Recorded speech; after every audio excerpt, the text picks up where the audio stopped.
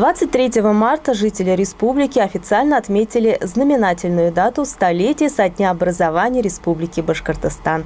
К праздничным торжествам присоединились и крымскалинцы. Примечательно, что накануне этой даты мусульмане всего мира праздновали Навруз-Байрам – праздник весны. Он символизирует пробуждение всего живого. Торжественные мероприятия прошли во всех сельских поселениях района. В центре села Крымскалы с утра звучала музыка. Люди торопились на ярмарку, где был представлен большой ассортимент сельскохозяйственной продукции и товаров повседневного спроса. Гвоздем мероприятия стал праздничный концерт, подготовленный артистами района. Собравшихся в этот день тепло приветствовала заместитель главы администрации муниципального района Флиза Макеева. Она адресовала слова поздравления со знаменательной датой юбилеем Республики Башкортостан, отметив неоценимый вклад крымскалинцев в развитие и процветание родного Башкортостана. По случаю юбилея республики торжественные мероприятия прошли в столице городе Уфе. Напомним, также в регионе реализуется масштабная республиканская программа к столетию Башкортостана 100 новых объектов. К празднику строят учреждения образования, здравоохранения, культуры, спорта, объекты социальной, дорожной, инженерной инфраструктуры. Многие объекты уже введены в эксплуатацию, в том числе и в нашем районе.